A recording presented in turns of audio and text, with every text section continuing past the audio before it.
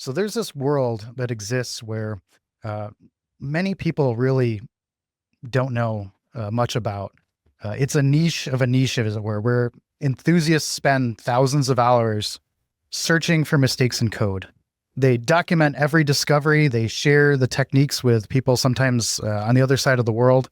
And there's a celebration at times when they uncover this new vulnerability and leverage it to do something new. But they're not your traditional hackers. They're not your traditional security researchers. They're speedrunners. Speedrunning is this practice of completing a game as fast as possible. The players, known as speedrunners, they optimize the gameplay or find bypasses in order to get through the game as fast as possible. They find these glitches, they exploit them, and they leverage them to do things that really weren't intended. Imagine playing Super Mario 64, right? And you discover that if you jump at just the right angle, facing just the right direction, the game lets you like break through a wall that you weren't meant to dive through. Or you find this ability to crash the game because of a memory corruption issue, and then you can leverage that in order to skip ahead to the end of the game without doing any of the content. They're essentially the same type of research that people are doing on software that you run on your computer, software that runs on your phones. And they unlock the same type of vulnerabilities that professionals are looking for in critical systems. What really makes this interesting is the amount of technical depth that's involved. The speedrunners, they're analyzing game code frame by frame, instruction by instruction, and finding out how these systems operate in order to find bypasses and doing things that really weren't intended. So what's also fascinating is how these communities operate. They reverse engineer the games. They use professional tools like Binary Ninja or things that other professionals will use, and they really break down to understand just how these games operate to an excruciatingly intimate detail. And these communities are essentially performing vulnerability research as a hobby. They're developing these technical skills through their passion for gaming. Today, we're going to talk about somebody who bridges these worlds of video games and cybersecurity. He's given talks at DEF CON about his work. He's appeared at numerous conferences and online streams such as Games Done Quick. And he's helped build a robot that plays video games perfectly, and he does that for charity. It uses superhuman speed to just input controller commands that a typical person wouldn't be able to do. And it results in sometimes these crazy things. And he doesn't do it for malicious purposes. Instead of trying to troll somebody or, cheat in a game, he does it to make art. And he does it to just showcase how perfectly a game can be played. And his journey shows how the same skills that people use to shave seconds off of a run can kind of result in uncovering the same types of vulnerabilities that companies around the world are facing every single day. So let's dive in.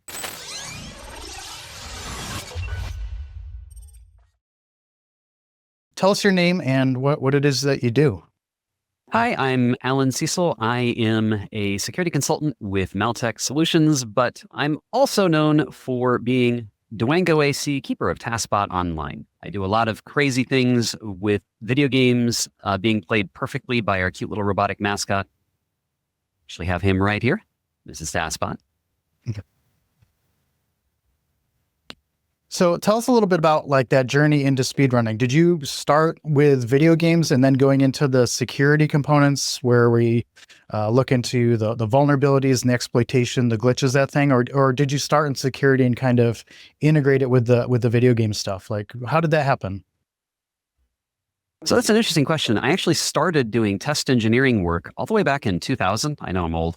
I ended up getting into some security-related elements because I became the president of the North Bay Linux users group over the course of a couple of other positions that I started in over the years. I started doing that in 2003, and by 2006, I had combined those two interests to give a talk at IndieLug, the North Bay Linux users group, on putting Linux on an original Xbox console. which definitely required a fair bit of hackery back in the day. Was a lot of fun. Gave that talk. It was kind of my first security-oriented talk in 2006, and it just sort of grew from there. Ended up starting the TASBot stuff in 2013, and I'll be talking more about that later. By the time I was a full security consultant or analyst, I suppose, in 2019, I'd already been doing a lot of adjacent things prior to that, but it always seemed like my testing and security consulting aspects overlapped with the video game stuff consistently. And then like getting into the speedrunning side of it, like how did that transition, and how did you get involved with things like speedrunning and the tool assisted stuff related to TASBot? I mean, just the intro to that community, how did that come about? Oh, that's an interesting question. So speedrunning, of course, is just playing a video game quickly. Tool assisted speedruns are playing a video game quickly without any human limitations of skill, reflexes, luck, memory. And it kind of appeared on the scene in about 2003 with a video from someone named Morimoto, who released this perfect playthrough of Super Mario Bros. 3. Mario just got really close to enemies and didn't die, got 99 lives. I saw this thing in the pre-YouTube days, and it just blew my mind. I had to know more about it, and got involved in the TAS Videos community over the years, started submitting tool-assisted speedruns in the aughts, as they would say, and went from there. So that got my interest in tool-assisted speedruns. The actual hacking part happened in 2013, in the sense of, well, the making a video game run on real hardware part happened in 2013 when I wanted to do something productive for charity and started looking at what I could do for Games Done Quick charity events. Now, when we talk about speedrunning and those types of things, there's, like prestige behind some of this, isn't there? There's like whole communities, and there's leaderboards, and, there's people that are known for their ability to play a game perfectly or as quickly as possible. So there's, a lot of pressure that can come up with some of these things, right? To try and, do better than the other person in order to have that top spot on the leaderboard. So there's, that drive behind it, for that notoriety, as it were, in the community. Is that the case? So obviously, if you put humans together in any community, they always seem to want to compete. It just seems like that's what we do. And this kind of started early on with a game called Super Metroid, or actually the original Metroid, really. It would show you a timer at the end of the game to show you how quickly you completed it. And people started competing to see how quickly they could complete the game, how low they could get that timer at the end of the game. It gave you various different better endings, you might say, if you completed it quicker. And so there was already this community that had started to form even in the 90s. Doom kind of added on to that with demo files you could record, and then people started splicing those together and doing a primitive early form of tool-assisted speedruns and started competing with those, which became things like Doom Done Quick, and then of course it was surpassed with Doom Done Quicker, and so on and so forth. So yeah, there's always going to be some competitiveness. Early on, there was Speed Demos Archive that came up to specifically handle speedrunning elements. There were previous competitions for just high scores, and those were more things that you would find on Twin Galaxies, stuff like the highest score in Donkey Kong or highest level in Pac-Man, things like that. So there was always going to be some amount of competition in this, but basically it grew. Now there are speedrun.com site leaderboards for specific games. There's Speedrun Live or SRL, various other competitions. There's even randos where people will take old video games and randomize them, and there's specific leaderboards for randomizer competitions and things like that. Oh, wow. So yeah, it's become quite a thing. I didn't realize there was so many different categories. I looking into it, I saw that there's different categories for how you can classify like a speed run, right? So there's the speed run playing it without abusing anything, playing it without any glitches or without bypassing anything, like beating it perfectly, completing all of the content as quickly as you can, or just beating it as fast as you can possibly get to the end, and it's allowed to skip all of those things. So what I'm really interested in is that latter part, that ability to skip through things or to abuse mechanics and stuff like that. Like, how does that kind of originate, or how do those things get found within the games themselves? That's a great question. And kind of touching on the categories aspect you mentioned, there are a variety of different categories. Some of the categories are as straightforward as it doesn't matter how you do it or what glitches you use. It's a category for a game that's just beat it as fast as you possibly can, which can get kind of absurd for certain games. There are some that are a couple of seconds long. And usually communities will start to develop their own specific categories. For instance, in the game Super Mario 64, there is a glitch with the rabbit named Mips that allows you to get through a door and get to Bowser in only 16 stars. The game intended you to do it in 70 stars, but you could also collect all 120 stars. So there's all of these different categories for each of those specific. Each game will have specific categories that are dependent on whether 100% really means just 100% of collectibles, or if 100% maybe means some collectibles but not all collectibles. Where I'm over on the other side of it is, even within tool-assisted speedruns, there are still categories. For instance, one of the categories we have for Super Mario Bros. 3 is just called Game and Glitch. And in that category, we're abusing a specific glitch I would like to talk to you about in detail because it's just so fascinating, that allows us to complete the whole game in a few frames. It's really incredible. Whereas, explain what you mean, a few frames. A few video frames. Yeah. So a game like Super Mario Bros. 3 runs, at least in the United States on an NTSC console, at 60 frames a second. And every frame of video is a full display of the screen. It updates every 16.6 milliseconds, roughly every 60 times a second. We can complete the entire game and go straight to the end credits on this game in less than half a second. Wow. Just a few frames. So let's dive into that, because there's some overlap here with security, because if you're doing something like that, you're obviously bypassing the mechanics of the game, how it's intended to be played. So in security, we have things right now where you have like collaboration with industries, with companies, or with other groups where they, find things and they reach out to the company and they basically say, hey, I found this vulnerability. Here's what it can lead to. And there's like this collaborative aspect of it.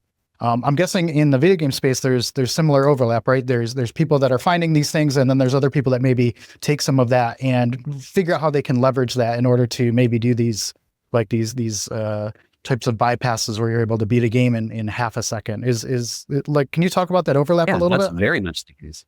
So first of all, touching on a little bit of skill set stuff, and this happens in the real security world too. There is no one person who has every possible skill set. And in the world of tool-assisted speedruns, largely centered on the primary site for that is TASVideos.org, where I am a senior staff member and the senior ambassador of the site. On that site, we have certain people who only work on glitch hunting. Their fascination is finding the little flaws in video games that allow it to be broken open. There are resource pages for various different beloved games that go into great detail on how certain glitches that might benefit you work. And the team of folks, the researchers and the incredible subject matter experts that do that might not necessarily be the same folks that have the patience to sit there and laboriously create a tool-assisted speedrun, which is basically a process of starting your favorite video game, say Super Mario Bros. 3, creating a save state before some difficult part, like trying to jump over a Goomba. Maybe you try jumping over the Goomba by bouncing on its head. Okay, well, that worked. Maybe you load your save state, so you go backward in time and you try again. And this time you do it in slow motion. You try jumping over the top of the Goomba. Okay, well, that worked. Well, maybe this time you rewind and you do it one frame at a time. You use frame advance and you perfectly time it to jump as high as you possibly can and see how fast that is. And maybe you iterate over this many, many times and you actually find that the fastest way to get through that segment of the game is to jump off of the front edge of the Goomba at just the right angle to embed Mario's head into a coin block, at which point the game tries to eject you out. And if you hold in the opposite direction it's trying to eject you, it pushes you forward in the level, saving you a couple of frames. So those are the types of patient, repetitive skills that you might need to make a tool-assisted speedrun that a glitch hunter might not be interested in doing. So yes, there's a wide variety of skills that are necessary for this. So let's dive into that a little bit more with regards to TASBot. You mentioned before that you got started with the hackery and those types of things with the Xbox stuff. So let's get into the TASBot side of things and talk a little bit more about the tool-assisted speedruns and how that whole community started to grow, your community, your TASBot community, but just that side of things in general. Yeah, one of the more beloved games is Super Mario World. And in 2013, I had the opportunity to show a series of specific glitches in Super Mario World to a broader audience. There was a Games Done Quick charity event that was running, Awesome Games Done Quick 2014 in January 2014, benefiting the Prevent Cancer Foundation. And I knew that this was coming up, and I wanted to be able to show something there. Early on, I was trying to just practice playing a video game as fast as I could with human skill. I was playing around with a game called Scribblenauts Unlimited. I quickly discovered that I did not have the fast mousing skills necessary to really play that game well in front of an audience. Came back to my roots and went, I wonder if there's something we could do to show a tool-assisted speedrun at a GDQ. There had been some precedent to that. There was an NES bot that was shown in summer of 2011, but it had been kind of fallen out of, it hadn't really been talked about much, and it didn't have any kind of mascot. And in 2013, I submitted content. It was accepted. I started looking for a way to make a mascot for what we were doing and came up with a Rob robot, this Nintendo Rob robot that was sold in the 1980s with some Legos and a Raspberry Pi, and I called him Rob Berry Pie. And that lasted about a week. Someone's like, no, that name is dumb. Someone else popped up and said, I'm loving this TASBot action. And that name stuck. Someone named Mecha Richter on the forums just popped up with that name. And this is the new iteration of TASBot's form. This is all 3D printed, although with a lot of work. Obviously, we've put a lot of effort into making him nice and cute and have blinking eyes and whatnot. But yeah, we had our mascot, and we showed off Super Mario World in ways that people had never seen before. In fact, I can talk. I actually got to see this in person because you were in my neck of the woods here on my side of the country just a couple of months ago. You brought TASBot in, and we were talking about Mario World. And I had my original Super Nintendo. I had my original copy of Mario World, and I basically just put you on the spot. And I said, "Can you show me TASBot in action with all of my gear and just your robot?" And you did. I have a video. I'll share it with Danny here. Well, it's just a short clip, but it was, TASBot playing Super Mario World on my original console. And it was just crazy to watch it because what you guys did was really fantastic. You have a little LED reproduction of the controller. And as it's playing, it's showing all of the actual button inputs that are taking place. So I was able to watch, TASBot execute these things at a rate that no human could possibly do. And yeah, it was really cool to see it, take advantage of some of those original flaws in the game in order to do things like rewrite memory, to, port you to different areas, to bypass entire pieces of the game and finish it in like 10 minutes or something like that. Yeah, less than 10 minutes. This is a fantastic game, by the way. It really holds its wonder even all these decades later, which it hurts to say that it's decades, but it is. So with your work with TASBot, I know that you're in it for the not the malicious aspect as would largely or generally be attributed to hackers, people that are hacking the game. You have people that are cheating on online games or doing things like wall hacking or doing those things where you can see through where another player exists without your ability to see them. But your motivations are entirely separate from somebody that's trying to be better at a game, right? It's like what is it that brings you into doing these types of things? If I understand your question right, what is it that makes me interested in hacking things? No, just in the video game side itself. So you're not in it to try and find these exploits in order to, beat a bunch of people in Call of Duty and trash a server or anything like that. Like, you're doing all this stuff for charity. You're showing off these games for charity. In fact, we'll talk a little bit more in a minute here about the Zelda stuff. But what's the motivation behind all of this? Yeah, well, for me, it was honestly just the thrill of the hunt in some ways. It's interesting to see a video game that you love as a kid get utterly destroyed. And it's, at least for me, I started on the road just to be able to make a tool-assisted speedrun. I wasn't even thinking in terms of hacking at the time. I didn't think about that until several years later. One of the things that I was just trying to do was to manipulate the game into giving me something I wanted. My first tool-assisted speedrun was a video game called High Speed. It was a pinball simulation off of the original Nintendo Entertainment System. It was a game I had played as a kid, and I ended up buying the actual pinball machine. But I wanted to make a tool-assisted speedrun of this game. And in the game, as you do different things, it will give you random power-ups, items, basically. I discovered that if I flipped the flippers in a specific way, I could manipulate what item showed up. I wouldn't necessarily know what that item was. But if I flipped the flippers, it would just change what item would show up. So I wrote a Lewis script tied into the FCEUX emulator that I was using at the time to manipulate the button presses in times where I didn't have to worry about what flipper buttons were being hit to force the pseudorandom number generator to give me a favorable result.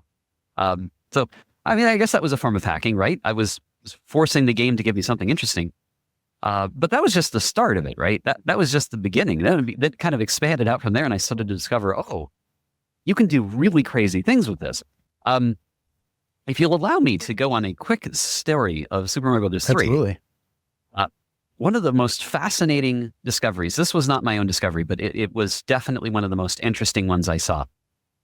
When the original Nintendo console came out, they made a mistake.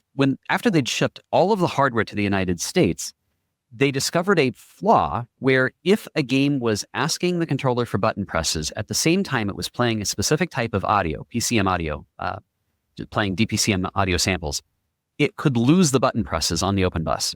Basically, you'd just suddenly have the start button get pressed, or it would miss your jump. And that was not acceptable. So for Nintendo, after they'd already shipped the hardware, they had to come up with some way to solve the problem. And they made games themselves solve the problem in software. So for a game like Super Mario Bros. 3, what it does is it reads the controller, then it reads the controller again, and it sees if those two match. And if for some reason this bug happens and they don't match, it throws the first result away and measures it again. And in general, they're probably going to match and it moves on with life. What we discovered is that we could keep it busy by constantly sending it a different button press every single time that it asked for input. And it kept it so busy that it was unable to do any of the housekeeping it normally would have done. At a certain point, it hits what's called a non-maskable interrupt. It happens when it has to start drawing the frame of video on the screen.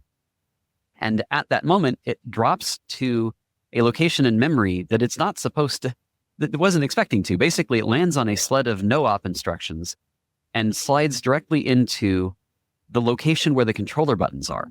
And instead of just randomly pressing buttons, we press the exact buttons that map to, in memory, the address to the end credits. And by some chance, the opcode, the byte in memory directly before the controllers, happens to be an opcode that says relative jump to the address that follows. So we literally tell the game to jump to the end credits.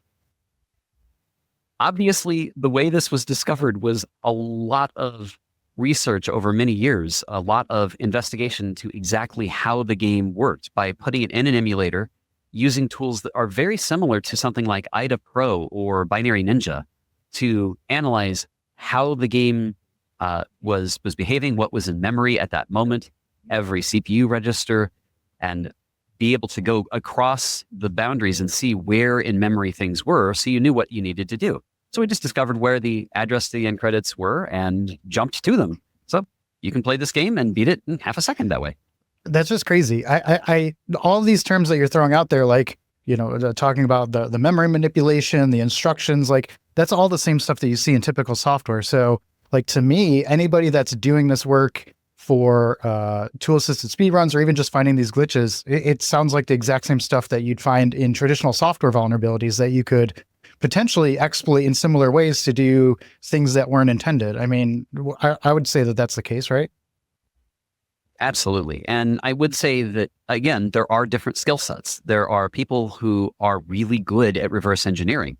Those are the same glitch hunters in the tool-assisted speedrun space, finding those glitches. And as an extension, there are people in the human RTA speedrunning scene that are doing the same thing, sometimes without tools. Sometimes they're doing it the very hard way of just bashing on a game over and over again and seeing where they can get their character out of bounds or other aspects. But you certainly have this core skill set. And in 2016, I gave a talk at DEF CON about how these people make fantastic hackers because they have the right mindset of, hey, it didn't work, try again. Hey, try something different. Think outside the box. Think in a different way than what the developer expected. Those guys are the best folks to be in a security consulting or a security environment. Now, do you know how much overlap there is with that community in the security environment? Like, obviously, you're one case, one data point of somebody that has been in that speedrunning / game vulnerability identification, exploitation, but you're also in the consulting space, right? Trying to help businesses protect themselves. How common is that in the community in general? Do you know a bunch of people that are in both of those places, or do they just kind of focus on the games and maybe don't understand the opportunities that are available in like the security space? I would say the vast majority of people in speedrunning and tool-assisted speedruns are not necessarily in security consulting or in a cybersecurity role. On the other hand, the number of people in cybersecurity roles that I have interacted with that are also interested in video games and to an extent, at least some extent, some element of video game hacking is actually kind of high. And this isn't exactly just me speaking. I just saw a couple of weeks ago, just last week, I think, Zetier, Zetier, released a post about how speedrunners are vulnerability researchers. So I'm not the only one who thinks this. Yeah, no, that's why I think it's such an interesting topic to overlap those different things. But for the audience that we're going for here, we're looking to try and like translate this into business, right? So how does the types of things that we're talking about here in video games, like what can businesses take away from the things that you're finding or the things that you're doing in the TASBot community or in the speedrunning community to take that to heart for how they're operating on their business side or just, any sort of overlap that you can think of there, maybe it relates to how it finds flaws in their systems or how they can, just take anything out of this conversation that we've had so far. Yeah, I would say a lot of some of the smartest businesses and business leaders I found have embraced the elements of what make hacker culture what it is. It's kind of that willingness to allow someone to try something off the beaten path. Or to put this in the context of if you're in a company that has a software development process and you have a test engineering department or maybe just a data tester department, quality assurance, which I hate that name, but that's beside the point. If you have an environment like this, and you only allow your testers to just run through already written test plans because you want consistency, you're going to miss out on a lot of possible opportunities. The companies that are embracing that hacker spirit of allowing people to get off the beaten path and try something crazy are the ones that find the weird bugs that don't happen when you're just using it the way the developer intended.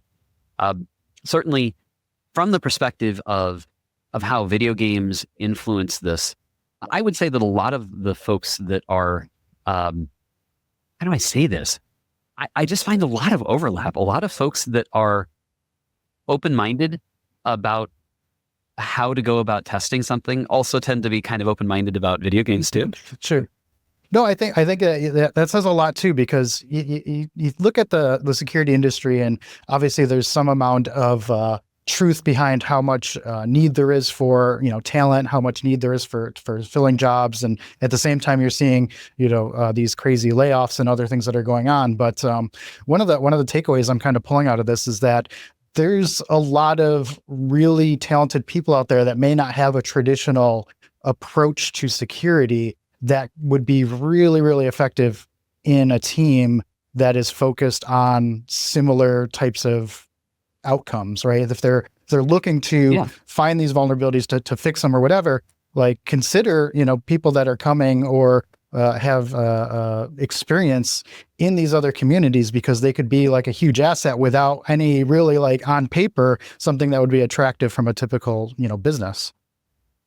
Yeah, and conversely to that point, people who are already in a cybersecurity career path or have interest in any kind of reverse engineering or any kind of hacking that might involve attacking a system would benefit greatly from playing around with making a tool-assisted speedrun and using that safe environment to find these glitches. The reason I say that is because there are very few places where you can hack something new that's not just a Hack the Box or a Try Hack Me or one of those other sites where it's, you kind of know it's going to be curated. You kind of know that it's going to have that je ne sais quoi. I don't know how to phrase it. Or even if you're competing in a CTF, you kind of know that it's a deliberate environment.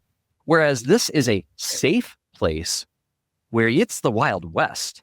You can go wild on a game that's really obscure and find the craziest stuff. You can, in this really safe environment where you're not going to get hurt or hurt anyone else, you can try to your heart's content. And at any time you blow something up, you just back up, reload, and try again with no consequences.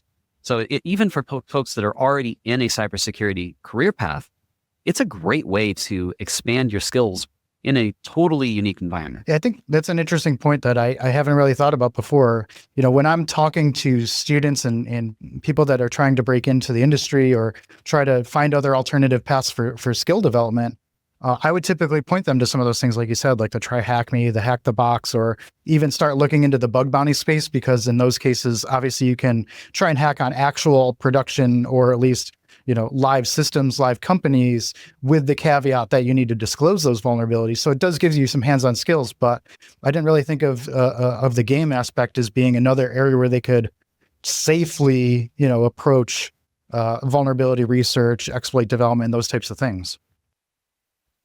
Yeah, absolutely. Now, before we get into a little bit of the main story here, where I want to talk about the Zelda video that you sent me a while ago, I just wanted to ask one other thing here. Over time, as you've been involved in the community there, like how has the approach to doing this research, to doing these vulnerability tests, has that like really changed over time? Has it become more sophisticated? Like how has that community grown since you've been involved? Just to make sure, how has which community like grown? the TASBot community, the speedrunning community, those areas where we were talking about before? Certainly I started the TASBot community in 2013, and it was just a couple of scrappy folks on the TAS Videos website trying to shove stuff together in time for a charity event. It was pretty scrappy. Over the last decade plus, it's developed into its own standalone community, in addition to or alongside partnering with the TAS Videos community. And it's become quite the force. I am blessed every day to have some of the absolutely brilliant minds in that community. Everything from emulator developers to the folks that know how to do 3D printing to make TASBot, or the 3D modeling that happen, the code to make these wonderful eye animations. And it's amazing how much different effort was needed. Just the eye board alone, this circuit board production was its own unique challenge. So having that diverse community has just been incredible. It's also grown in size. The first charity event we did, I think the whole event raised $100,000 in 2014. And by, I believe it was 2018, we had a single TASBot block of content that raised $100,000 in 1 hour. It was just incredible. It's now raised over $1.5 million for everything from Doctors Without Borders, the Prevent Cancer Foundation. We've worked with National Alliance on Mental Illness for mental health care resources. It's just been an incredible journey. And it wouldn't have been possible without the wide variety of subject matter experts, because frankly, there is no way for me to know everything about all of those different industries, industry aspects and nuances. There's just no way. There's too many facets to it. So for somebody that's like really interested in getting involved with it, what resources would you point them to? So please feel free, if you have any interest in seeing a tool-assisted speedrun played back on a real console, or if you just want to see a whole lot of really fascinating hackers in a wonderful environment, the best place to connect is discord.gg/TASBot. The TASBot Discord server is one of the more unique servers in the sense that it is a PG server. We don't have foul language there except for one channel, but it causes people to rethink how to talk to one another, and it's a much more pleasant environment. We have a couple of channels dedicated specifically to hacking, hardware hacking, things like that. So that's the best place to go. You can find more information about TASBot in general at tas.bot. The tas.bot website is our wiki. It's amazing we were able to get that domain name.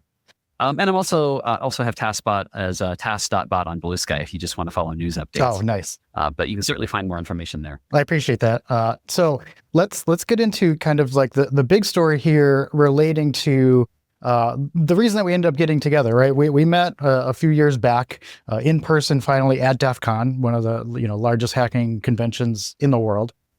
We had gotten synced up due to mutual work that we had been doing prior to that.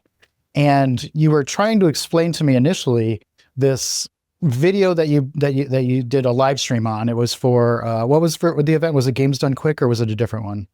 Yes, that was Summer Games Done Quick 2022, and I was at DEF CON presenting on what we had found. Yes. So we had talked about that, and honestly, it took probably 2 or 3 explanations before I fully was able to wrap my mind around it. But you were telling me to set it up a little bit about a bug that you found in The Legend of Zelda: Ocarina of Time on N64, and that you and your team had put together, instead of just leveraging it to beat the game faster, you did something completely unexpected with that. See, I'm just going to let you tell it because you obviously can tell the story much better, but like set this up for us. So I need to start with a little bit of backdrop.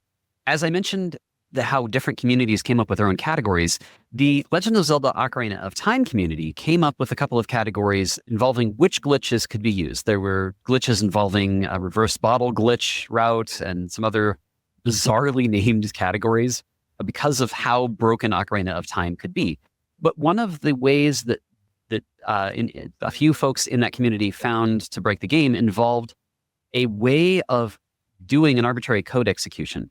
And the initial method just jumped straight to the end credits, similar to the explanation I gave for Super Mario Bros. 3, but using entirely different entry point methods. Still arbitrary code execution, but the way they did it was a use after free mechanism that in the community is known as a stale reference manipulation.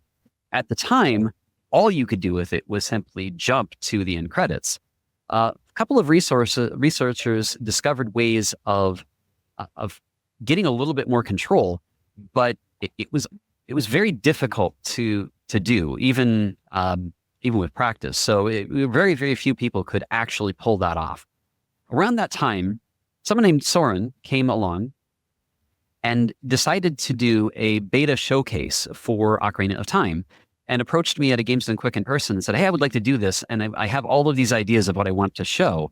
But the problem is some of these ideas only work on real hardware and don't work in an emulator because emulators it's very, very difficult to make a good emulator for a Nintendo 64. It's just a very complicated processor setup and layout. So you kind of wanted to do something with the real hardware and said, hey, I can't do it in just an emulator. I need TASBot to help.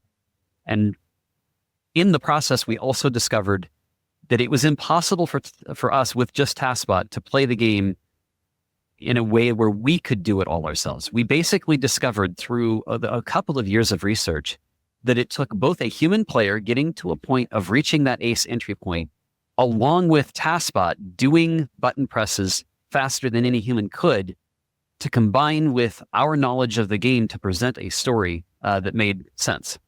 So we started on a very interesting path of trying to combine all of these elements to show this beta showcase.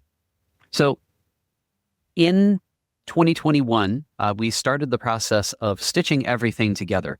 And we had to get this arbitrary code execution perfectly worked out. If you would like to know more details about how that actually works, I highly recommend watching the Retro Game Mechanics Explained video on what we called Triforce Percent, which was the name of the project. Legend of Zelda Ocarina of Time Triforce Percent. OOT Triforce Percent does use a really complex method of getting Link in a specific area, faced a specific direction, storing his direction in a certain way there's a rock involved that has its own direction information, uncalling an object by pointing the camera in just a specific way, getting all of that set up just right, and then pausing the game using something called pause buffering. getting all of those elements in just the right circumstance with a human effort, then switching over to TASBot and unpausing the game. At that moment, we're able to use that little bit of bootstrap code to work our way up to total control of the console using this use after free glitch. There's a wonderful bit of explanation that I gave at a DEF CON talk at DEF CON 2023, I want to say, about how all of that process works. I won't try to recount it all here because it's frankly so complicated that you pretty much need a visual aid. It was a very, very complex series of movements and button presses and then extra code. But at the end of the day, it allowed us to press buttons on controllers with TASBot and store that information in memory to execute later. And as a result, what I ended up seeing, and I'm going to show a clip from that Games Done Quick showcase there, which was an hour-long explanation and kind of demonstration of all this. You ended up just creating brand new content in the game that was executing on the original hardware based on TASBot, just programming it with button presses as it was, like, essentially to build all of that content and then to execute it on the system. We effectively wrote a movie inside of the game. And yes, what we presented at Summer Games Done Quick 2022 was a beta showcase. We did show off beta content that really was on the cartridge. But we also added additional elements to stitch together various fan theories and early misdirection in the 90s, people creating fan content that wasn't really in the game, and also stitching together things that Nintendo had shown, like the reason we called it Triforce % is because an ad from Nintendo was released that showed Link getting the Triforce in Ocarina of Time. But when the game came out, there was an area of the pause screen with a Triforce that looked like it could be filled in, just like the other elements in the game. But at no point in the game can you ever get the Triforce and fill that portion of the game menu in. So they had a video, a promo video, an advertisement from Nintendo promoting Ocarina of Time, showing Link getting the Triforce in a Triforce room. And we wanted to recreate that based on what Nintendo had done. So we did. We made a movie combining all of these different beta elements and all of these fan theories and all of these fan songs into a storyline with dialogue writers contributing, voice actors contributing. We had new 3D models we made in Blender and imported into the game just through button presses alone. And then a big finale that I won't spoil. You should watch it yourself. But we put more than just the Triforce in the game. Yeah, it was just such an incredible video. Definitely going to link to it and show a little bit of a clip there, in the post-production here to show that part off. But yeah, just such a really cool thing. And it just blew me away at how, what's possible with just the game hacking stuff itself. And that it's just a whole area of, I don't know, just accessibility for anybody that's interesting to just dive in and start poking around a little bit. Absolutely. That particular event might be unsurpassable for us. It was more than 2.5 years, roughly, about 24 people involved over the course of that time. It was a massive undertaking. It was exhausting.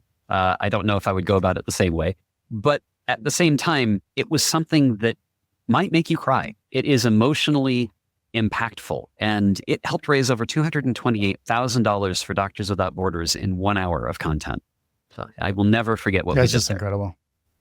Well, Allan, I wanted to wrap this up with a couple different finalized questions for you, mostly for the businesses out there. We talked a little bit about, the types of things that they should do if they were, building software and trying to protect those things. Any other advice, based on the history that you've had in cybersecurity with games, with whatever, like tips for businesses, like what's your go-to strategies for businesses that can, implement practical solutions to try and secure themselves? This is more of a cybersecurity question than a gaming question, of course. Man, think like a hacker. I know that doesn't help, but really, Okay, I'll phrase it this way. If you are a business and you have a website, a network, an application, a web app, something like that, even a mobile app, you are exposing a surface area. And when you have a surface area that is exposed, you can expect that someone out there is going to try to do something nefarious with it. If your internal team is running the exact same tests exactly the same way, you're not going to get a solid understanding of how your infrastructure is vulnerable. You really need an external look, not the developers who wrote the code looking at it, just like how you need an external test engineer or test team looking at code or looking at how your application runs. You need an external fresh look. It can be someone else in your own company. It can be a separate team, but it's also helpful to have that external hacker look. And I know that I am somewhat self-serving given that I am a security consultant doing external security assessments, but I can't understate how important it is. If you have the same people writing the code that are trying to suss out how secure it is, you will not get a good view of what your code is doing and how exposed you really are. I guess allow a hacker culture in. Allow those external out-of-the-box perspectives to percolate in some way, whether that is having an external assessment or having a team with the authority to have root on their systems, to have the ability to use it to attack you. You'll learn a lot more that way. Now, one of the approaches that I really feel kind of passionate about is that collaborative approach with a company that is looking to improve their security or to reduce their risk, because we know that you can't eliminate it entirely. You have to minimize it to the most significant extent that you can either afford to or that's practical to do so. What's your take on the collaborative aspect of it versus like the how you would say like a black box test versus like a white box test? How much information you're gathering, or how much information you're provided ahead of time? How much context around that? Like, what's your take on that? So I'm a little bit of a maverick here. I come from over 2 decades of test engineering experience, and not specifically just security consulting. That was more intermixed as things went on. In the context-driven, context-aware approach to test engineering, you don't try to use a one-size-fits-all approach. You look at what you're trying to test, and then you assess what's the best approach to go about it. There are different principles to it that are more or less applicable in a given assessment. But in general, you kind of want to dive in and quit. You want to try to explore areas that maybe haven't been covered as much, try the things that aren't as well trodden, stuff like that. But overall, what I'm actually getting at is if you're approaching it with the developer that already knows everything about the code, and it's a fully what would basically a white box, wide open setup where you know everything about the code already, you're going to miss things because you already know how the code is supposed to work. What we're trying to find is ways that it doesn't work the way you expect.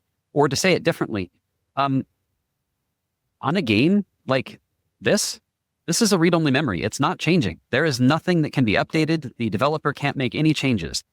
We are only finding flaws in code as it was written. If this video game console and video game setup is going to work exactly the way the developer wrote the code, it's just perhaps we can make it work in ways they didn't expect it.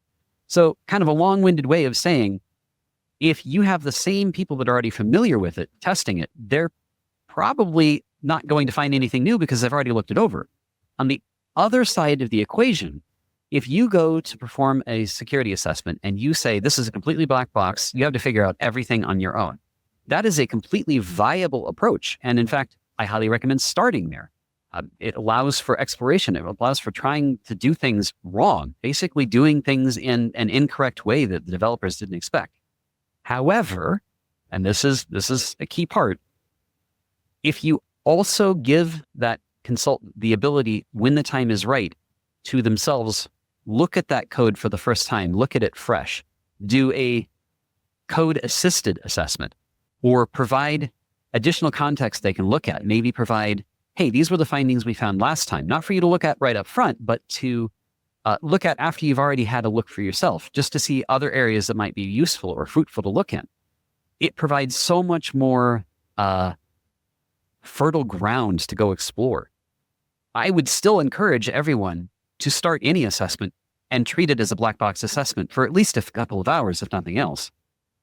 But that moment where you can start to look a little bit deeper, maybe peek into the code, maybe run a couple of different assessment tools on it that can help you spot possible areas where maybe memory isn't being protected correctly, or there are credentials that are exposed in places they shouldn't be. That information can be key to cracking open something that you wouldn't find as easily. If you are facing a very well-equipped attacker, in other words, you have a website and you are, for whatever reason, in an industry that might be a target, you can expect that a potentially large group of very resourceful hackers might be trying to attack you right now. But when you're doing an assessment, you're only giving those assessors a few hours, maybe a few days, a week or two if you're lucky. When you have that limited time frame, that time-boxed engagement, anything you can do to get as much out of that time as possible is helpful. So I highly encourage starting black box, but providing source code and providing those additional resources such as past engagements and notes that might help, so that it helps inform what direction and what context to approach that test in. I know that was a long-winded explanation, but all of those pieces. No, I think that it makes a lot of sense. I think that there's a lot of really good advice in there, just from a business owner's perspective, just understanding why they should take a specific approach and kind of the benefits. You want to, like you said, you really want to weigh the objectives that you're doing and leverage the skill sets of the people that you're bringing in the most effective manner. So, I think you're right at, giving them the context of, previous work or maybe their own concerns or things like that, and giving them more resources than maybe an attacker would have to make better use of their time, but also for them to go after it and just kind of get a look at things to see what kind of, piques their interest.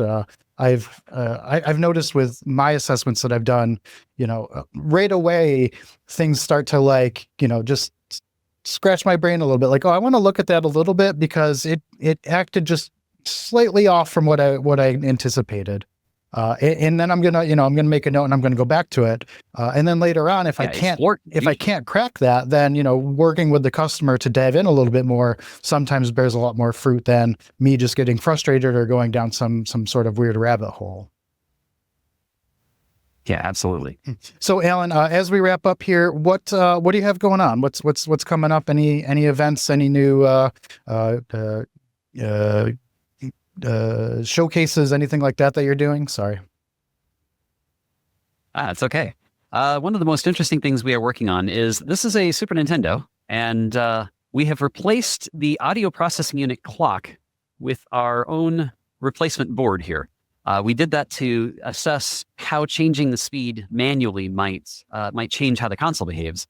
But recently we asked console owners themselves to run a test on their consoles and put out a survey on Blue Sky, got over 140 responses. Still a couple more are still trickling in right now even. That helped us assess that there are some components aging on a Super Nintendo. Now, you don't have to be panicked. Nothing is horrible. Your audio might play a little bit off pitch. Not the worst thing in the world. What's fascinating is how it has changed and how different it is from one console to another and how that interacts with temperatures. So stay tuned for us. We're working on releasing a report on what we found. This matters a lot for us when we're making tool-assisted speedruns that play back on real hardware, because we want those consoles to run in a deterministic way. And that aging process is causing them to behave in an even more non-deterministic way than they already do. So those elements matter to us. So we're doing some research that might affect other aspects, other elements outside of the sphere of playing back a tool-assisted speedrun on real consoles. If you would like to get into that, by the way, you can get your own replay device or build your own. The hardware is all open source. It's on PCBWay. You can order your own. We're also trying to get some in stock. We don't make a ton of money on this or anything. It's a cottage industry, but feel free to swing by the discord.gg/TASBot community if you have any interest in seeing a tool-assisted speedrun playing back on your own console. Well, I appreciate your time, Alan. Really appreciate all that insight into the game stuff. Look forward to seeing you again, probably on the DEF CON stage, if nothing else, with some really interesting research that you've been working on with your team there. So keep at it, and I appreciate your time today. Well, thank you so much for having me, and really appreciate it. It's been fun. Many thanks to Alan, aka Dwango AC, for sharing his journey into cybersecurity and all that crazy information about speedrunning, video game hacking, and just security in general. Everything here would not be possible without the assistance of the production team here at Growth Mode Content. So thanks to Matt Mazur, Mike Brindisi, Danny Tripodi for all the production assistance here, and everybody else behind the scenes that helped make this happen. If anything today was really kind of sparking your interest, obviously I'd be remiss to not mention about Meltech Solutions and how we operate in the cybersecurity space. So if you're really interested in learning a little bit more about how your company might be vulnerable, or you want to assess your vulnerabilities and kind of see how you can minimize your risk, feel free to reach out to us at meltechsolutions.com or contact at Meltech Solutions. This podcast here covers real stories about the security world. So if you have like an interesting story to share about a hack that you uncovered, about an incident that you were part of, or kind of anything related to that, let us know. We really want to hear these stories and kind of break them down, discuss them, and talk about the factors that led up to these and how businesses can learn from those and protect themselves. So until next time, stay safe. Remember, understanding how systems get broken is the first step to keeping them whole. So this is Hack Dissection.